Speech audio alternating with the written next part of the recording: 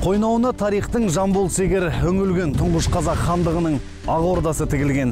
Ағайын бұл шу жері өңіріне көз тіксең елес берер сан ғасырлық дүбірден. Армысыздар, қырағы көзді көрермен, эфирде әулие ата әлеуеті хабары. Шу ауданы Жамбыл облысының оңтүстік шығысында орналасқан әкімшілік бөлік. 1931 жылы құрылған. Жер аумағы 12.000 шаршы шақырым. Қордай, Меркі, Мойынқұм аудандарымен және Қырғызстан Республикасымен шекаралас жатыр. Халық саны 100.962 адам. Аудан аумағындағы 35 елді мекен бір қалалық әкімдікке, бір кенттік және 18 ауылдық округке біріктірілген. Әулие ата тележобасының түсірілім тобы ең бірінші аудан басшысы Қайрат Әскербекұлымен кездесуге келді. Енді аудан негізгі бұл ауыл шаруашылық аудан.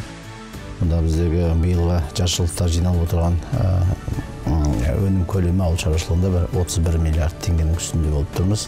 Ауданда 2732 шаруа қожалықтарына бөлінген. Осы шаруа қожалықтар өздерінің жаңағы егін мен мал шаруашылығымен барлық бағытта жұмыс жасап отыр. Ауданда өздеріңіз білесіздер, мал шаруашылығындағы негізгі бағыттарында мынау Барыс бағдарламасы деген бар, бағыттағы сыбаға бағдарламасы бұл аткорн деп айтамыз, осы бағытта бар. Алтын асық бағдарламасы бар, жаңағы парод деп айтамыз ғой, пародалық асыл тұқымды жаңағы мал шаруашылық сатып. Сонымен жаңағы құлан бағдарламасы, ол жаңағы тұқымды жылқы бағдарлама бағыттарында осылай.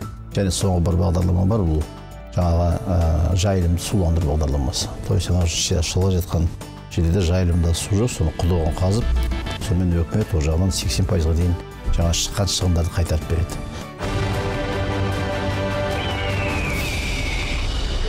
Бағдарлама жүргізушісі Шу қаласындағы ең ірі спорт кешеніне келе жатыр.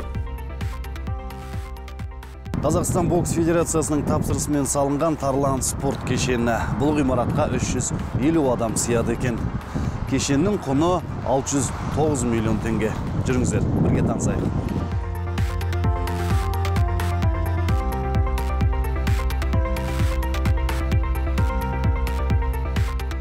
Заманауи дене шынықтыру кешені 2 блоктан тұрады. Біріншісінде күрес, бокс, ауыр атлетика және тренажер залдары орналасса, екіншісі спортшыларға арналған жатақхана. Мұнан бөлек кешенде әдістемелік кабинеттер, бассейн, демалыс бөлмесі бар. Ал кешенге жапсарлас аумақтағы шағын футбол алаңы орналасқан. 350 балаға тегін қызмет көрсетеміз. Ол еркін күрес, бокс, таеквондо, джудо спорт түрлерінен балаларға тегін қызмет көрсетіледі. Және де балаларға жасақталған, барлық жағдай жасалған қонақ үй, монша, және де оқу жиын жаттығулары бәрі мемлекет тарапынан балаларға тегін жасалынады. Балалардың жетістіктері бүгінгі күнде жаман емес. Тарлан спорт кешенін аралап, тыныс тіршілігімен танысып болған думан, өнімін шетелдерге экспорттап отырған Қазирагро жауапкершілігі шектеулі серіктестігіне бет алды.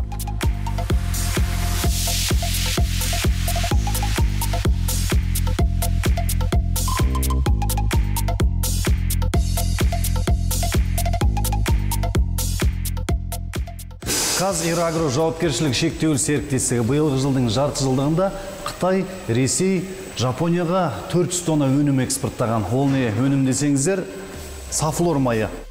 Қазақшасы мақсары деп аталады. Жер бетінде сирек кездесетін өсімдіктен өндіріледі. Қоғамның әртүрлі саласында пайдалануға болады: медицинада, тамақ әзірлеуде, косметологияда.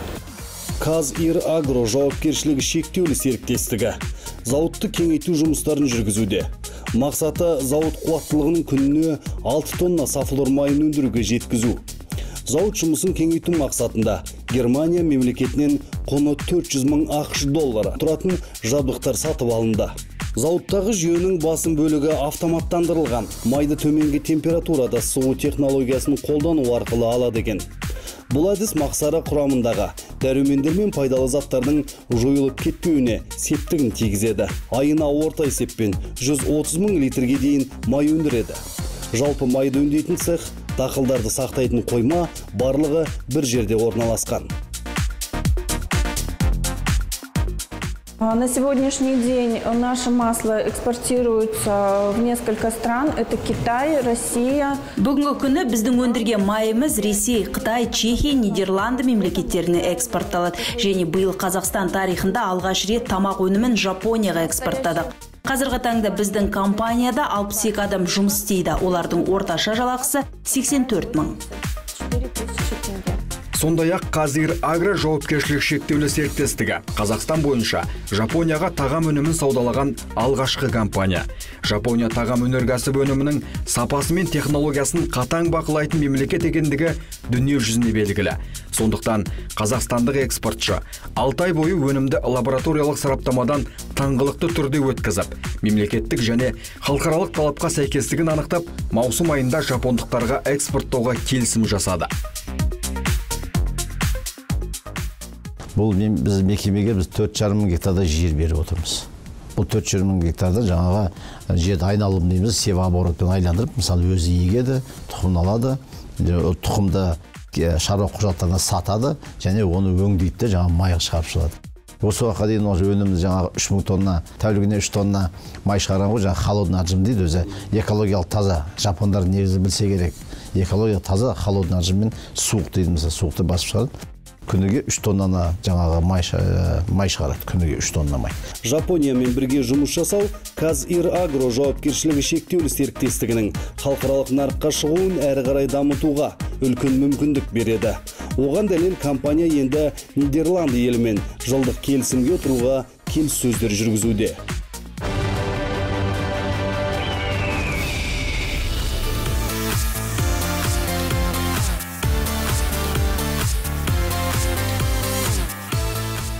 Біз дәл қазір Шу қаласындағы макарон шығаратын цехтардың біріндеміз. Макарон өздеріңіз көрген дәл осылай туралады да, одан кейінгі мынандай құрылғылардың үстіне жатқызып кептіріледі екен. Бұл жерде күніне 200 килограмм өнім шығарылады. Кәсіпкер азаматтар мемлекеттен көмек сұрамастан өз күштерімен іс бастаған. Қара макаронды шығарумен тоқтап қалмай, кондитерлік өнімдерді де өндіруді қолға алған. 3 күндей уақыт болды, кондитерский ашып, нерден пряник, печенье шығарып жатырмыз, песочный печенье.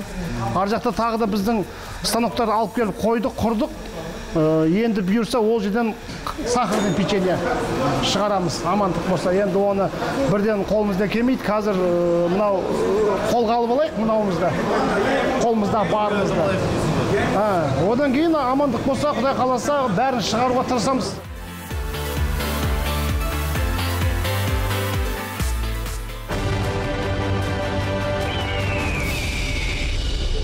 Қонаев ауылынан шыққан түсірілім тобы атбасын Шоқпар ауылдық округіне бұрды.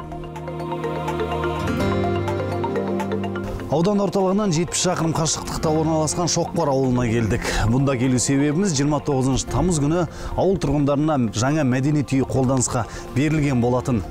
3000-нан аса халқы бар, бұл ауылдың тұрғындарына өте қуанышты жағдай. Себебі шалғайдағы ауылда мәдениет ошағы бұрын соңды мүлдем болмаған.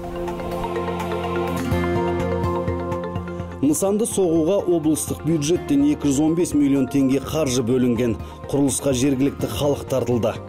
2 қабатты ғимаратта мұражай, кітапхана, би, қолөнер үйірмелері және 100 орындық көрермен залы бар.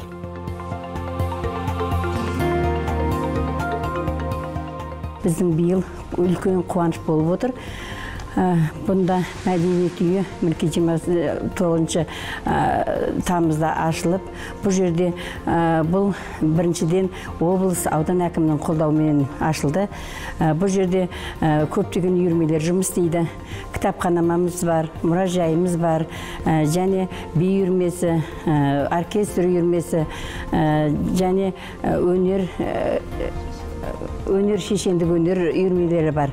Мәдениет ошағы халыққа сапалы қызмет көрсету мақсатында 25 штат бірлікке меңгеруші, әдіскер, бағдарламашы, үйірме жетекшісі, домбыра үйірмесінің жетекшісі, мәдени ұйымдастырушы, көркемдік жетекші, хореограф, киномеханик, костюмер, оператор, еден жуушы, аула сыпырушы, от жағушы, қарауыл, электрик мамандықтарына сұраныс беріп, жергілікті жұрт жұмысқа орналасыпты.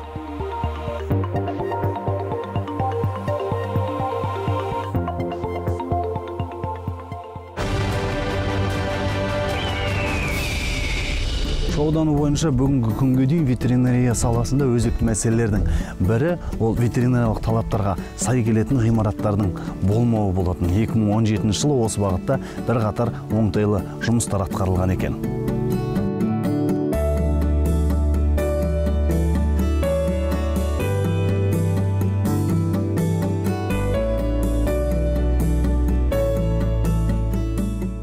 Шу ауданы Ескі Шу ауылы округіне қарасты биылғы жылы жаңа ғимарат ветеринарлық пункті соғылды. Онымен қоса мал емдейтін ветеринар талаптарға сай расколдар соғылды. Осы жерде биылғы малдарымызды емдеп жатырмыз. Бұрынғы кездерде, былтырғы кездерде ауылдың сыртына алып келетін мал егелері болмаса үйлерінен көшемен жүрген дейтінбіз. Биылғы жақсы ыңғайлы мынау мал тез уақытысында дер кезінде емделетін раскол. Өткен жылы ауданның 7 ауылынан 7 ғимарат сатып алынған. Оның ішінде біреуі Жаңажол ауылының округ әкімінің теңгерімінен алынса, екіншісі Бірлік ауылындағы бұрынғы дәрігерлік амбулатория ғимараты қаражатсыз қабылдау өткізу актілері бойынша алынған. Ақсу, Шоқпар, Балуаншолық және Қонаев ауылдарынан ветеринарлық талаптарға сай пункттер ашу мақсатында біреуі 7 миллион теңгеден тұратын барлығы 28 миллион теңгеге ғимараттар сатып алынған. Жұқпалы індеттерге қарсы вакциналарды сақтайтын әр уақытта вакцинаның температурный режимін сақтауымыз керек. Сол себепті биыл осы пайдалануға берілді. Қазіргі уақытта 9 айлық барлық вакцинация, серология барлығы 100%-ға орындалды. Енді барлық аудан бойынша барлық вакцинаның бар таратылды барлық округтарға. 2018 жылы ветеринариялық талаптарға сай келетін ғимараттармен қамтамасыз ету мақсатында Ақтөбе, Бірлік Үстем, Қорғаты, Ескі Шу ауылдарынан 4 тұрғын үй алынды. 30 миллион теңге қаражат аудандық бюджеттен қарастырылды.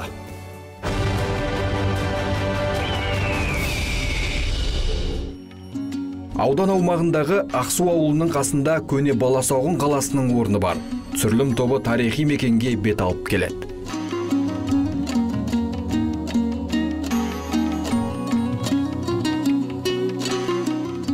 Баласағұн қаласының шарықтау заманы, гүлденген кезеңі 9-12 ғасырларда. Ұлы Қарахан әулетінің басқарған кезеңі. Бұл ғасырларда түркілердің заттай және рухани өркениеті жоғары дәрежеге жеткен. Дүниені айтпағанда сол ғасырлардағы түркілердің ұлы ғұламалары Әл-Бируни, Әл-Хорезми, Ибн Сина, Әл-Фараби, Махмуд Қашқари, Жүсіп Баласағұн сияқты ғұламалар айқын дәлел.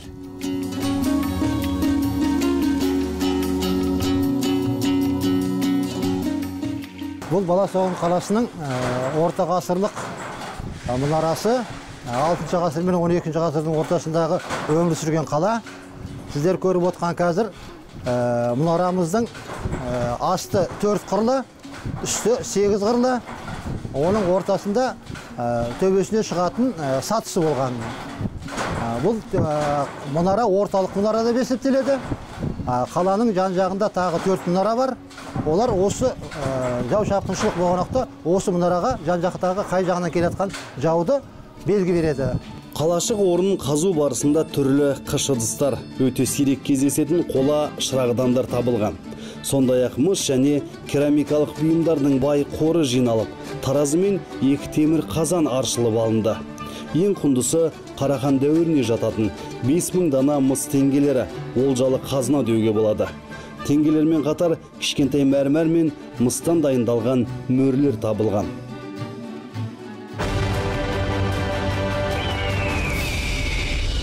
Шу ауданына арналған бағдарламамыздың бүгінгі саны осымен тәмам. Жақсы күнде жүздескенше ағайын, аман сау болыңыздар.